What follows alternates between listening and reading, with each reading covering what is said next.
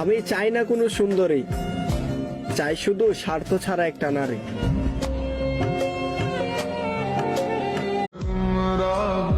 সবকিছুই বদলা যায় বয়সের সাথে সাথে।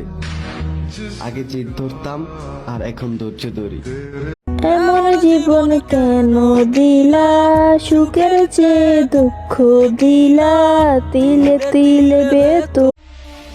स्वार्थ के पीछे भागने वाली ये दुनिया किसी के लिए भी नहीं रुकती, हमें खुद रोकना पड़ता है।